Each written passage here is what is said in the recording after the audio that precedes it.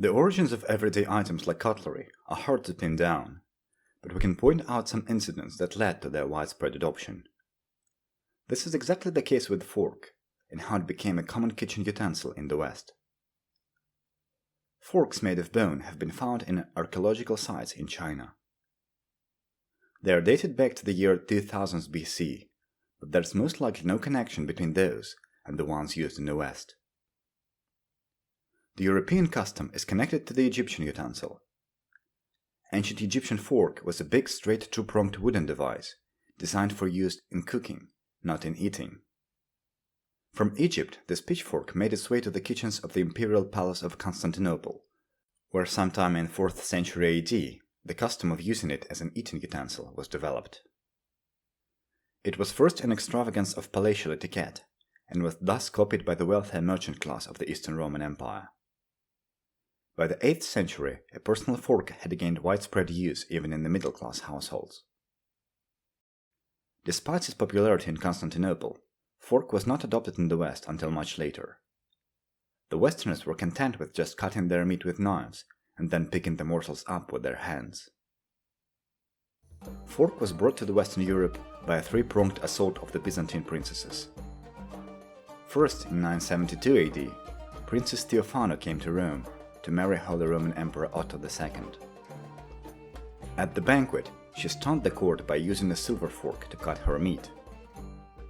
At the time, it didn't make much of a splash, but it was the first recorded appearance of the personal fork in the Western Europe. The next Byzantine princess to scandalize Italians with her kitchen utensils was Maria Argyropolina. Maria was a niece of the Eastern Roman Emperor Basil II. In 1004, she came to Venice to marry Giovanni Orseolo, the son of the Doge of Venice. She also surprised everyone at the banquet table with her fancy silver trident. This incident was more widely publicized than the first one. Supposedly this time, the tableside manners of the princess brought on the ire of the church. Members of the clergy condemned the custom as excessive delicacy and proclaimed that God in his wisdom has provided man with natural forks, his fingers. Therefore, it is an insult to him to substitute artificial metal forks for them when eating. In some sources you can read about the condemnation of Maria's manners by Saint Peter Damian, and how when Maria died of plague 3 years later, he attributed her death to God's wrath at her vanity. This story, however, is certainly fake, since Peter Damian was not yet born at the time of Princess Maria's death. The third and final stage of the fork assault happened in 1075, when Princess Theodora Duchina came to Italy. Once again it was Venice, but this time the princess was going to marry the Doge himself, instead of his son. Theodora was notorious for her luxurious lifestyle. As a sister of the Eastern Roman Emperor, she had a colossal retinue of servants who were catering to her every whim, such as collecting morning dew for her daily baths. The servants were also cutting the food for Theodora, and she would pick the bites with her golden fork. The clergy was once again disgruntled, but the Venetian nobility were impressed with Theodora's extravagance and picked up the novelty.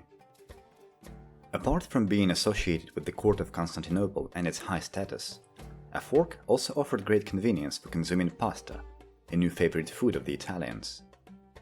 Eating spaghetti with a three-pronged fork was much more practical than with the wooden spike they were using before.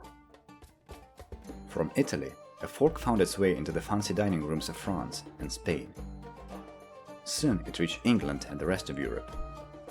English traveler Thomas Coriat describes in his book how he himself adopted the custom. The Italians always use a small instrument to eat and touch the meat. The person who in Italy touches the meat with his fingers offends the rule of good manners and is criticized and looked upon with suspicion. It is a strange thing that an Italian cannot be convinced to eat with his fingers. He will always reply that not everyone has clean hands. And I have adopted this custom, and I keep it even in England. But my friends make fun of me and call me a furcifer. The Eastern Roman Empire is often viewed as alien to the Western cultural sensitivities. But it is small incidents like this that remind us how connected our lives are with the empires of the past. I hope you enjoyed this video. If you did, please leave a like, and if you have more questions, you can ask them in the comments. Thanks a lot for watching till the end, and I'll see you in the next one.